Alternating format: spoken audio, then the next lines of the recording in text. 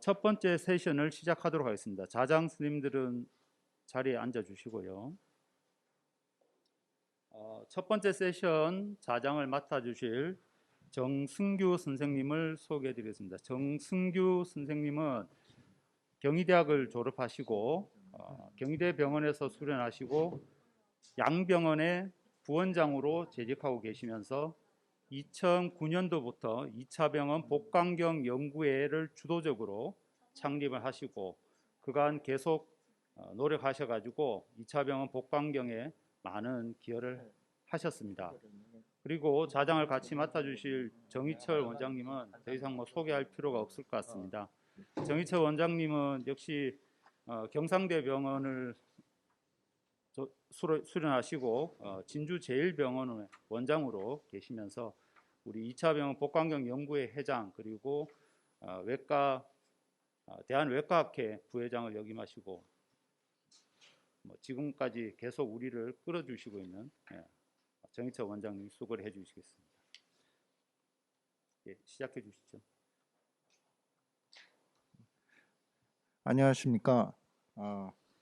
이번 40주년 기념 심포지움의 첫 번째 세션 자장을 맡게 된 정성규입니다. 저는 서울 양병원에서 대장학문전문병원에서 이제 저는 대장 쪽 분야를 전공을 하고 있는 외과의사입니다. 먼저 진주제일병원의 개원 40주년을 진심으로 축하드립니다. 제가 진주제일병원을 처음 접한 게 정확히 2011년입니다. 딱 10년째 진주제일병원을 옆에서 지켜보게 되는데, 제가 진주제일병원을 여러 번 왔다 갔지만 올 때마다 그동안 제일병원이 그때마다 변화된 모습을 보이더라고요. 제가 지금 10년 전에 기억을 더듬보더라도 저희 병원은 그동안 엄청나게 발전을 했습니다. 그래서 아니 실제 외적으로뿐만 아니라 실질적인 그런 그 소프트웨어 진료에 있어서도 엄청나게 발전을 했고, 실제로 이제 이런 그 진주제일병원의 위상이 그동안 학회에서뿐만 아니라 저희 특히 복강경 수술을 하는 외과의사들에 있어서는 충분히 진주제일병원의 위상을 인지를 하고 있고 그냥 충분히 인정을 하고 있습니다. 그래서 이게 지금 저희 복강경 외과 수술을 하는 외과의사들 사이에 있어서는 진주제일병원이 일종의 2차 병원 외과의 메카처럼 여겨지고 있고 학회에서도 아주 중추적인 역할을 하고 있습니다. 40주년 개원을 진심으로 축하하고 앞으로 더욱더 발전된 모습을 보여주시기를 바랍니다. 첫 번째 연자는 김원년 선생님께서 발표를 하시겠는데, 라파라스코픽 서저리 오브 펠빅 오르간 프롤랩스에 대해서 강의를 해주시겠습니다. 김원년 선생님은 계명대 의과대학을 졸업하고 동병원에서 수련 후 누구학문외과와 21세기 좋은병원 외과를 거쳐 현재 진주제일병원 외과교육부장으로 재직하고 계십니다. 네, 부탁드리겠습니다. 네, 소개 감사드립니다. 제가 오늘 맡은 내용은 펠빅 올간 프롤랩스, 그러니까 골반 내 장기의 탈출에 대한 복강경 수술이 되겠습니다. 골반 내 장기 탈출증은 사실 남자들한테 조금 흔하지 않고 여자들한테 주로 많이 볼 수 있는 질환입니다. 과거에 이 자궁이 이렇게 빠져서 내려왔을 때 보통 이 밑에서부터 접근을 해서 산부인과 쪽에서 AP 리페어를 한다든지 해서 이렇게 수술을 했던 경우가 많았었고요. 그리고 비뇨기과에서 시스토시를 또 수술을 하는 경우가 많았었고, 저희는 주로 렉탈 프롤랩스, 직장 탈출증을 수술을 많이 하게 됐습니다. 하지만 지금은 이렇게 밑에서부터 수술하는 개념에서 위에서 걸어 올리는 이런 서스펜션의 개념을 많이 도입을 하고 있습니다. 그런 이제 질병들은 비뇨기과적 영역 그리고 산부인과적 영역 또 외과적 영역이 복합적으로 증상이 나타나서 요실금이라든지 과민성 방광 또는 성교통이라든지 직장 출혈, 변실금, 폐쇄성 배변 장애 등을 같이 동반해서 나타나는 경우가 많습니다. 이런 사진처럼 할머니가 오셔가지고 밑이 빠진다 이렇게 했을 때 실제 보면은 이 장이 빠져나와 있는 경우를 들어볼 수가 있습니다. 골반 탈출증의 유병률을 보면은 보통 3에서 한 6% 정도라고 이야기하는데 진찰을 해보면 실제 증상과 다르게 한 50% 정도의 여자 노인 환자들에서 나타나고 있습니다. 그리고 주 포발 연령은 한 70대 여자 환자들이 많고요. 미국에서는 1년에 1000명당 한 1.5에서 1.8명 정도가 이걸로 인해서 수술을 받는다고 합니다. 렉탈 프롤랩스, 직장 탈출만 가지고 본다면은 전체 연령에서 한 0.5% 정도의 유병률을 가지고 있고 남자 여자 비율이 보통 1대5 정도 됩니다. 1대10 정도 된다고 하는데 한국에서는 1대5 정도 된다고 보여집니다. 그리고 여성 환자들은 연령이 증가할수록 증가하지만 남자 환자들은 연령에 관계없이 나타나고 있습니다. 골반 탈출, 골반 장기 탈출의 주된 원인은 역시 이 골반의 인대의 약화입니다. 인대의 약화를 가져오게 되는 원인은 나이가 들므로 인해서 생기게 되고 또 히스테rektomy 그러니까 이 자궁 적출술을 했는 경우에 인대가 손상되면서 오게 됩니다. 그리고 많은 분만을 했던 경우 그리고 비만 환자들은 이런 경우가 주된 원인이 되겠습니다. 이 직장 탈출증의 해부학적인 원인 또는 특징을 보면은 이렇게 더글라스 포치를 합니다. 직장과 버자나 사이의 요 공간, 자궁 사이의 공간이 굉장히 깊고요. 이 S자 결장이 굉장히 늘어나 있는 경우가 많습니다. 그리고 청골 자궁 인대가 손상이 되는 경우에 또는 항문 관략근이 어떤 원인에서 손상되는 경우에 주로 나타나고요. 보시면은 이런 부분이 이제 청골 자궁 인대가 되는데 이 부분에 손상을 받는 경우 주로 이제 이 자궁 수술을 한다든지 이런 경우 흔하고요. 또 하나 이제 고려해야 될 부분이 측방 인대입니다. 이 측방 인대는 직장을 받치고 있는 옆쪽 인대인데 이 인대가 수술하면서 손상을 받게 되면은 수술 후에 변비가 악화가 됩니다. 이 부분을 지나가는 것이 이런 배변에 관여하는 신경이라든지 또 발기라든지 성기능에 관여하는 신경들이 이 부분을 통해서 가게 되고요. 또 회음부 쪽으로 해서 음부신경이 외관략근을 관여하게 되는데 이 신경의 손상에 의해서도 변실금이라든지 다른 증상들이 나타날 수가 있습니다. 이 수술하기 전에 하는 그런 진단적인 워크업은 다양하게 있는데 각각을 보면은 일단 눈으로 보는 것입니다. 눈으로 보면은 이게 점막 탈출증하고 완전 탈출증하고 구분을 해야 됩니다. 점막 탈출증은 치액에 준하는 그런 항문 쪽으로 접근하는 수술로 치료가 가능하고 대부분 사이즈가 작고 수술 자체가 척추 마취를 통해서 하는 것으로 간단히 끝이 납니다. 하지만은 완전 탈출증은 이렇듯 크고 동심원상으로 나타나면서 더블 월 시크니스를 만지면 보입니다. 그리고 과거에는 해음 접근법을 많이 사용했고요. 지금은 이제 복부 접근 고정 수술을 주로 많이 하고 있습니다. 술전에 대장 내시경을 시행해 보면은 이것처럼 예상치 못했던 그런 직장암이 동반되어 있는 경우가 있고요. 그리고 반복되는 탈출로 인해서 이렇게 직장이 궤양이 생겨서 이것을 암으로 오인할 수가 있습니다. 그래서 대장 내시경을 미리 한번 시행을 해봐야 되겠습니다. 그리고 펑셔널 스터디로서 기능적인 면에서는 대장의 운동을 평가하는 콜론 트랜짓 마커를 시행해 볼 필요가 있고요. 그 다음 포스트 옵 인컨티넌스를 예측할 수 있는 에노렉탈 마누렉트리를 시행할 수가 있습니다. 외관략근의 펑션을 보기 위해서 음부신경의 근전도를 측정해 볼 필요가 있겠습니다. 이미지 스터디로는 엔도렉탈 울트라소노, 우리가 흔히 많이 시행하는 항문 초음파가 되겠습니다. 이것을 통해서 관략근 이상을 알 수가 있고요. 시네데피코그라피, 배변 조영술이죠. 이것을 통해서 배변 기능의 변화라든지 아니면은 어떤 인투서셉션, 장중첩증이 있다든지 이런 것들을 알 수가 있고요. 최근에는 MR 데피코그라피라 해서 MRI를 이용한 데피케이션을 검사를 통해서 여러 가지 다른 장기의 탈출도 알 수가 있습니다. 이 시너 데피코그라피는 오늘 수술할 때 보여드릴 환자의 영상입니다. 86세 여자 환자고요. 데피케이션을 하는 과정을 이렇게 보면은 이 렉툼이 밑으로 인투서셉션이 되면서 빠져나가서 컴플리트 프로레스가 되는 것을 볼 수가 있습니다. MR 데피코그램은 이런 식으로 소노 젤리, 초음파 젤리를 렉툼 안에 넣은 다음에 데피케이션을 하는 과정을 이렇게 분석을 하는 것입니다. 이로 인해서 이런 시스토실이라든지 아니면 유테러스 또 렉툼이 빠지는 것을 알 수가 있습니다. 이렇게 렉토실이 있다든지 아니면 렉탈 프로랩스가 된다든지 이렇게 빠져나오는 것을 볼 수가 있고요.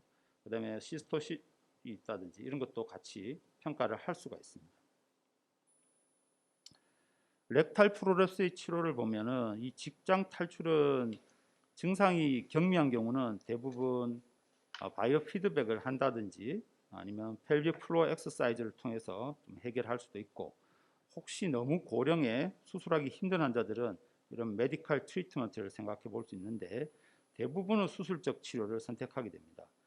과거에는 이런 회원부 접근을 많이 시행했는데 회원부 접근은 아시다시피 척추 마취를 통해서 할 수 있기 때문에 환자의 수술의 마취에 대한 위험성이 좀 적습니다.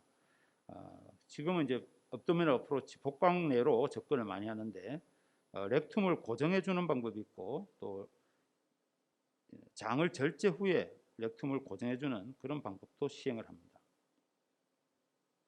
각각에 대해서 보시면은 델롬 오퍼레이션이라 해서 이 수술은 회음부의 점막을 절제한 후에 장을 이렇게 봉축해 주는 방법인데, 이 방법은 겉으로 이렇게 깊게 들어가지 않기 때문에 이 장을 자르지 않기 때문에 굉장히 모틸리티가 낮습니다. 그리고 스파이널 마취하에서 할 수 있기 때문에 리커도 위험성이 적기 때문에 환자한테 쉽게 시행할 수 있으나 이 자체가 이렇게 재발률이 높습니다. 재발률이 한 4에서 한 38%까지 있습니다. 그리고 단점은 굉장히 큰 사이즈는 할 수가 없다는 것입니다. 이건 대부분 좀 작고, 그리고 인컨티넌스가 심한 환자들은 하면은 더 심하게 되는 그런 단점이 있습니다.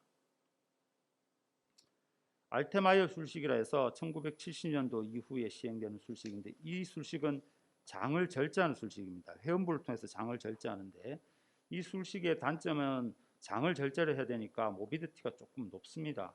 그리고 직장을 제거함으로 해서 용적이 감소함으로 해서 인컨티넌스가 좀 더 증가하고 저울박감, 그리고 어떤 이제 얼전시를 좀 더 느끼는 그런 단점이 있습니다. 그래서 이제 나온 것이 장을 절제하지 않고 장을 당겨 올려서 고정을 해주는 방법인데, 복강경으로 슈처해서 직장을 분리를 해서 들어 올린 다음에 이런 청골에다가 슈처를 해서 고정해주는 방법이 있는데, 이게 재발이 굉장히 적습니다. 0에서 한 3%까지 보고되고 있지만은 최대 단점은 이렇게 분리를 하고 나면은 이쪽에 신경이 다 없어집니다. 신경이 없어지면은 변비가 오게 됩니다. 그래서 대부분의 환자들이 변비약을 계속 먹어야 됩니다.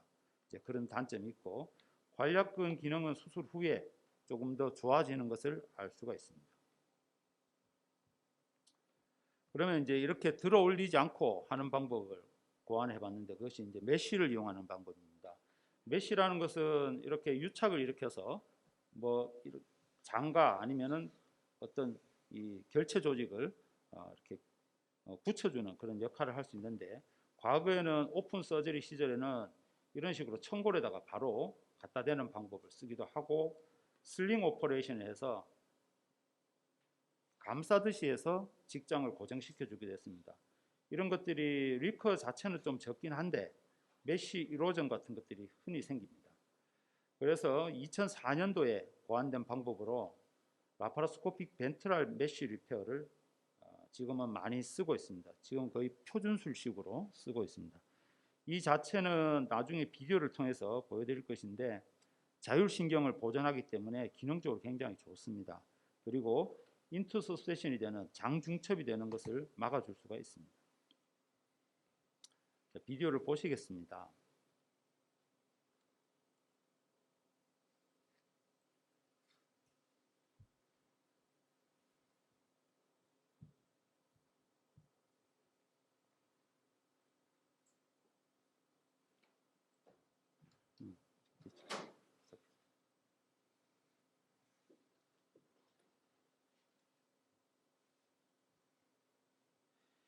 이 환자분은 과거에 히스테렉토미를 시행했던 환자분이고요. 조금 전에 보셨던 데피코그라피의 환자입니다. 이 렉탈 인투섭세션이 되면서 프로랩스가 동반됐던 환자인데 일단 렉툼과 직장과 질 사이의 격벽을 조심스럽게 박리를 해야 됩니다. 이것을 잘 박리를 해야지만 메쉬가 나중에 놓일 수 있는 공간을 충분히 가져갈 수가 있습니다. 그래서 이 펠빅 플로어 머슬이 익스포즈 될 때까지 박리를 하고 그리고 나서 라테랄 쪽을 박리를 하는데 이쪽은 될 수 있으면 신경이 다치지 않도록 메쉬가 놓일 정도로만 박리를 하게 됩니다. 그래서 공간을 만들어 놓고 메쉬를 펼칩니다. 메쉬는 주로 폴리프로필렌 메쉬를 사용을 하고요. 제 같은 경우는 바이크릴 그러니까 업서버블 슈처를 사용해서 인터럽트 슈처를 합니다. 그 왼쪽 제일 디스탈 부분 먼저 슈처를 하고요. 이 슈처를 할 때는 중요한 포인트가 너무 얕아도 안 되고 너무 깊어도 안 됩니다. 그래서 조금 걱정이 될 때는 어시스트 선생님 보고 렉툼 안에 손을 넣어서 확인을 해달라고 하고 있습니다. 그리고 이렇게 슈처를 하다가 의심쩍을 때는 이렇게 메쉬를 젖혀서 다시 어느 정도 깊이에 떠지는지 확인하고 타일을 하기도 합니다. 그래서 보통 왼쪽에 인터럽트로 4군데 정도 슈처하고 오른쪽 4군데, 8군데 정도 슈처를 합니다. 될 수 있으면 넓은 면을 렉툼을 감싸는 것이 유착을 충분히 만들 수 있고 이 하중을 잘 견딜 수 있는 그런 방법이라 생각이 되고요. 그리고 세이크랄 프로몬토리를 이렇게 익스포즈 할 때는 이 하이포게스트릭 너브가 지나가는 것을 반드시 확인해서 옆으로 젖혀놓고 페리오스티움에 메쉬를 고정을 해야 됩니다. 과거에는 슈처를 했었는데 지금은 주로 제가 태클을 사용하고 있고요. 그리고 메조렉툼을 이런 메쉬에다가 고정을 함으로 인해서 이 메조렉툼이 좀 밑으로 쳐져 내려가서 장중첩이 되는 현상을 막아줄 수가 있습니다. 잘 아시다시피 메쉬 자체는 이렇게 복강 내로 노출되어 있으면 장에 손상을 줄 수가 있습니다. 그래서 페리토니움을 완전히 클로즈를 해서 메쉬가 노출되지 않도록 합니다. 수술 후에 데피코그램을 보면은 이런 식으로 프로랩스 되지 않고 데피케이션이 충분히 잘 쉽게 이루어지는 것을 볼 수가 있습니다. 이렇듯 아파라스코픽 벤트럴 메쉬 렉토팩시는 렉토베지널 septum을 리인폴스 할 수 있고 렉토실과 엔테로실을 교정을 할 수 있으면서 콜포팩시를 동시에 할 수 있습니다. 리커가 적고요. 인컨티넌스를 향상시킬 수가 있고 무엇보다도 좋은 게 이제 컨스티페이션도 많이 향상된다는 것입니다. 하지만은 메쉬를 사용함으로 인해서 메쉬에 대한 컴플리케이션을 항상 생각을 해야 되고 섹슈얼리 액티브한 에이지에서는 이런 것들을 고려를 해야 되겠고 메쉬의 인펙션 때문에 렉토베지널 피스트로 올 수 있는 것을 생각을 해야 되겠습니다. 페리니얼 어프로치 회원부 접근과 복부 접근을 비교해 보면은 회원부 접근에 비해서는 복부로 접근을 하면은 이 리커런스가 적습니다. 그리고 펑셔널 아웃컴도 좋고 모비디티가 뭐 그렇게 높지가 않습니다. 메쉬는 인펙션을 피하기 위해서는 이렇게 포가 큰 신세틱 메쉬를 사용하는 것이 더 이득이고요. 과거에 트랜스베지널 세이크로콜포팩시 같은 것을 시행했을 때 메쉬의 익스포즈 확률이 한 12%까지 보고가 되고 있고 지금 FDA에서 이런 형태의 트랜스베지널 콜포펙시는 메쉬를 사용하지 말 것을 권고를 하고 있습니다. 하지만 라파로스코픽 세크로콜포펙시는 메쉬 익스포즈 확률이 한 2% 정도로 보고되고 있고 아직까지는 여기에 대해서는 특별하게 금지되는 것은 없는 것으로 알려져 있습니다. 그리고 넌 업소버블 슈처보다는 업소버블 슈처가 좀 더 유리한 것으로 알려져 있고 섹슈얼리 액티브한 에이지에서는 메쉬에 대해서 다시 재고를 해야 될 필요가 있는 것으로 보입니다. 또 하나 이제 우리가 고려해 봐야 될 것이 이런 시스토실이라든지 콜포실이 동반되었을 때 어떻게 같이 교정을 해야 될 것이냐. 벤트랄 렉토펙시를 같이 하면서 고정할 수도 있고 이것만 단독으로 해서 세이크롬에 고정을 해서 교정할 수도 있습니다. 비디오를 보시겠습니다. 이 환자분은 82세 여자 환자였고요. 시스토실을 동반하고 있었습니다. 그래서 시스토실은 사실 이 페리니얼 어프로치로 AP 리페어를 하면서 조금 교정을 했고 그 동시에 바지널 볼트를 분리를 해서 세이크로 콜포펙시를 시행을 하고 있습니다. 이 환자가 또 과거에 이 자궁 적출술을 시행했기 때문에 유착이 좀 많이 되어 있습니다. 그래서 이전에 수술했던 부분의 유착을 조심스럽게 이렇게 분리를 하고 있고요. 버자이너에 손을 넣은 다음에 버자이너의 마진을 충분히 확인하고 조심스럽게 분리를 했습니다. 그 후에 메쉬를 부착하는 부분은 이전의 수술과 거의 동일합니다. 이 메쉬의 이 부착 후에 페리토니움으로 이렇게 슈처하기 위해서 페리토니움 플랩을 만들었고요. 그리고 버자이널 볼트를 확인하고 메쉬를 슈처를 합니다. 이 메쉬의 슈처는 이 환자는 인터럽트 슈처로 했는데 지금은 V락으로 해서 컨티뉴어스 슈처를 해도 크게 무리가 없을 것 같습니다. 그래서 이 환자는 인터럽트 슈처로 4군데 정도 슈처를 하고 그 다음 페리니움에서 이 어시스트가 이렇게 제일 강하게 밀어서 어느 정도 텐션이 가는지 확인하고 메쉬를 어디에 고정해야 될지 어느 포인트 정도에서 고정해야 될지 결정을 한 다음에 메쉬를 테커로 고정을 했습니다. 이에 수술을 마쳤습니다. 역시 페리토늄 닿는 것은 똑같습니다. 과거 우리 병원에서 벤트랄 렉토펙시를 시행하기 전에는 보통 컴플리트한 렉탈 프롤랩스가 왔을 때는 컨스티페이션이 심하거나 시그모이드 콜론이 굉장히 긴 경우에는 리섹션을 해서 장을 자르고 메쉬를 대거나 아니면 메쉬를 대지 않는 형태의 그런 수술을 했었고요. 아니면은 슈처만 가지고 고정해주는 그런 수술을 했었습니다. 하지만은 이 벤트랄 렉토펙시를 시행한 이후로는 장 절제하는 케이스는 없고 벤트랄 렉토펙시를 주로 사용을 하고 있습니다. 그리고 펠빅 올간 프랩스가 동반되어 있을 때는 세이크로 콜포펙시를 시행을 하고 있습니다.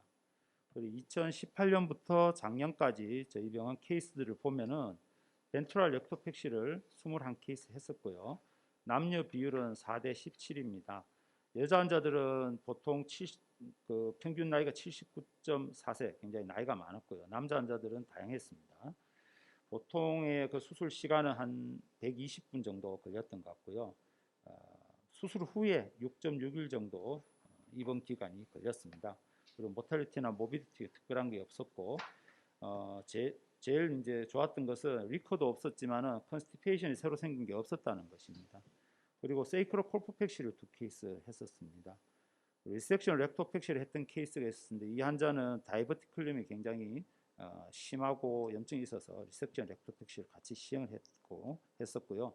페리니어 어프로치는 딜럼 오퍼레이션을 7케이스 시행을 했었습니다. 결론을 말씀드리자면 이 업도미널 어프로치 복강내의 접근은 회원부 접근에 비해서 기능적인 결과가 또 우수하고 재발률도 적습니다. 그리고 라파로스코픽 벤트럴 렉토펙시는 다른 복강경 수술에 비해서는 기능적으로 우수하고 펠빅 올간 프롤랩스를 수술 전에 검사를 통해서 확인한 다음에 시스토실과 유테라인 프롤랩스 동반 시에는 라파로스코픽 벤트럴 렉토펙시를 하면서 세이크로 콜포펙시를 같이 시행을 같이 함으로 인해서 두 개를 다 같이 교정이 가능합니다. 네, 감사합니다.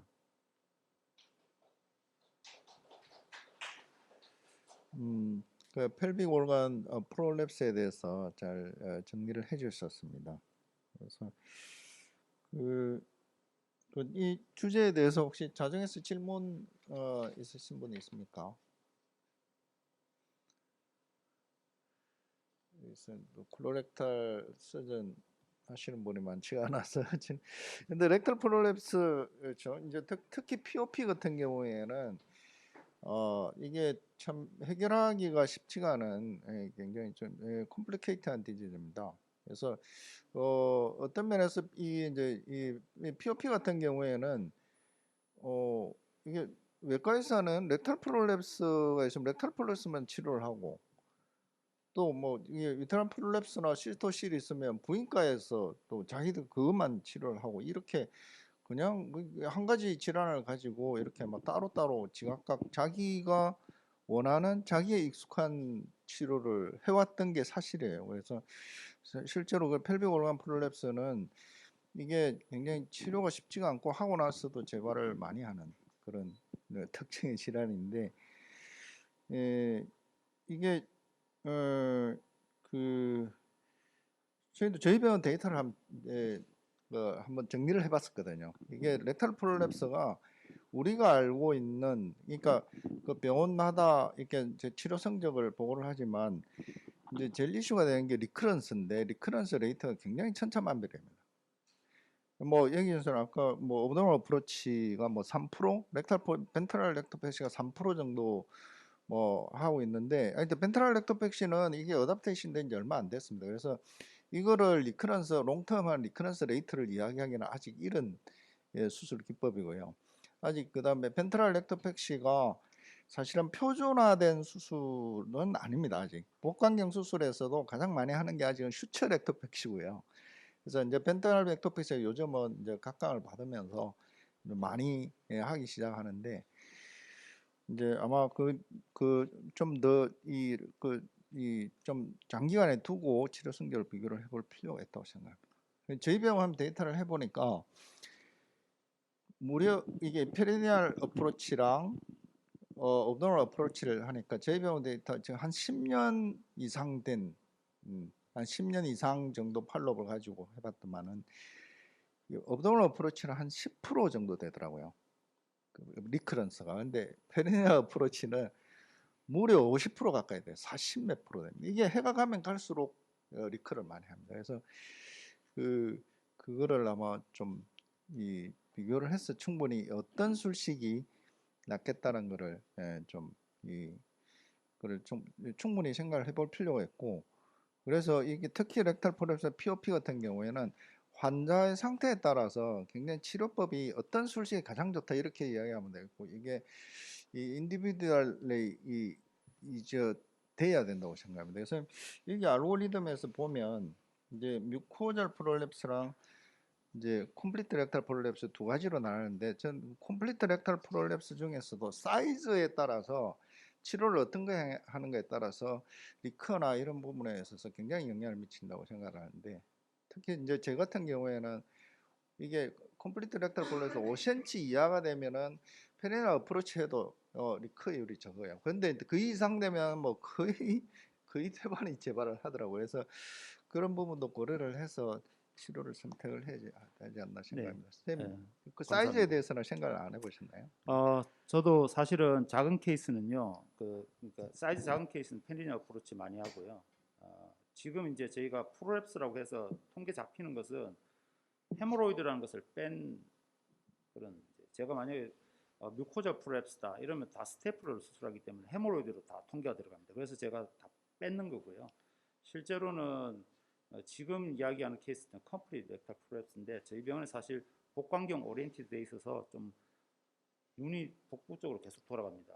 그래서 조금 편하게 지금 하고 있고요. 그걸 좀 편하게 하고 있고 델럼 오퍼레이션 해보면 델럼 오퍼레이션 시간이 생각보다 좀 많이 걸리고 그래서 좀 귀찮은 수술이다라고 생각을 하고 있습니다. 지금은 사실 저희 병원은 비뇨기과 또 산부인과가 같이 있습니다. 그래서 저희 혼자서 다 이 수술을 디시전을 다 하진 않고요. 비뇨기과 선생님, 여성 비뇨기과를 전문으로 전공을 하시는 선생님이 계시기 때문에 시스토실이 있다든지 이랬을 때 같이 코업으로 보통 수술을 많이 하고 그 이전에 피지올리 스터디를 다 한 다음에 평가한 다음에 다시 수술 들어가기 때문에 재발에 대해서는 그렇게 높지 않을 것으로 지금 예상하고 있습니다. 김종민 원장님. 예, 좋은 강의 해주셔서 감사합니다.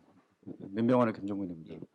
그 다른 궁금함보다 이제 렉탈 캔서를 이 시술 이후에 경험해 보셨는지가 좀 궁금하고요.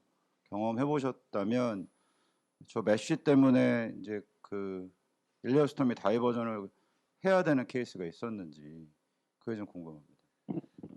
다행히도 술전 워크업을 충분히 해서 그런지 수술 후에 캔서가 있었던 케이스는 제가 발견을 못했고요. 다만 이제 다른 이유로 이렇게 스터디를 하다가 놓친 적은 있습니다, 물론. 그런데 수술했던 케이스는 없었고요. 그다음에 아직까지 메쉬 컴플리케이션 없었습니다.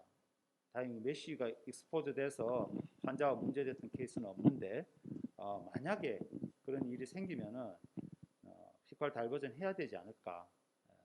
렉툼 쪽에 메쉬가 이루어져서 렉탈 월이나 버자이널 월이 익스포즈 되면은 피컬 다이버전 하고 새로 수술 다 해야 될 것 같습니다. 그러시다면 그 렉탈 캔서 서베이를 위한 스크리닝 기간을 몇 년에 한 번이라고 생각하시는지 추천을 좀 해주셨으면 좋겠습니다. 렉탈 캔서 서베일런스를 위한 그러니까 저 수술을 하면 렉탈 캔서가 어드밴스드 되면은 수술이 좀 어렵다고 저는 알고 있거든요. 그러면 수술 이후에 예. 그러니까 콜로노스코프 스터디로 몇 년에 한 번씩 하는 게 좋다고 생각하시는지요? 죄송합니다. 그 이야기를 지금 포커스를 제가 못 찾겠는데요. 그러니까 직장암 발견이 늦어지면 예, 예. 그러니까 수술 이후를 말하는 건데요. 이 수술 후에요. 예, 예. 그러니까 이 수술 후에는 제가 이제 콜로노스코프 하는 데 대해서 어떤 리미테이션을 가지지 않습니다. 이 수술은 콜로노스코프 하는 데 대해서 전혀 아니, 제 얘기는 그게 아니고요. 그러니까 나중에 메쉬를 된 상태에 렉탈 캔서 수술을 할 때 예, 예. 메쉬 있는 부분이 굉장히 절제가 어렵고 수술이 어렵다고 제가 예. 들었는데 그거에 대해서는 솔직히 제가 페이퍼에서 보긴 봤는데 저희가 사실 아직까지 이제 이 새로 우리 병원에서 경험한 적은 없었고요. 지금 보통 나이가 저희 병원 평균 나이가 79. 여자 환자 79.4세였거든요. 그 후에 아직까지 발견된 경우가 없었는데 리미테이션이 있을 거라 생각합니다. 나중에 렉탈 캔서가 생겼을 때는 우리가 엔티리 리섹션, 로안티 리섹션 할 때는 그게 분명히 장애가 될 거라 생각합니다. 지금까지는 다행히 운이 좋아서 그런 케이스는 없습니다. 그 부분에 대해서 이게 렉탈 프롤랩스를 옵티멀 어프로치를 해서 수술을 하고 캔서가 발생했을 때 수술이 어려울 걸 예상을 해서 서베일런스를 달리 해야 된다 이런 컨센서스는 없습니다. 그럼 수술 당연히 어려울 수 있겠죠, 유착이 되고 있는데. 그래서 프롤랩스 했다고 해서 캔서 서베일런스 프로그램에 준하지 따로 그러면 하지 않고요. 이제 제 환자 같은 경우에 한번 이제 렉탈 아주 심한 프롤랩스 리커런트 몇 번, 서너 번인가 리커런스를 하고 했는데 이 사람이 시그모이드 캔서가 같이 동반이 돼 있었던 사람이 있었습니다. 그 경우에 당연히 이 사람도 이제 뭐 컨스티페이션도 있고 해서 리섹션을 하고 그 다음에 이제 저 프로스테이트 그 메쉬로 렉토팩시를 했는데 저도 그 고민을 했지만은 피칼 다이버전은 할 필요가 없었고요. 그게 그러니까 어나스토모시스 레벨이 낮아지면 좀 그 리스크 때문에 할 수는 있겠는데 굳이 메쉬 때문에 피칼 다이버전을 갖다가 하지는 않습니다. 그냥 바로 그냥 하던 대로 해도 별 상관은 없습니다.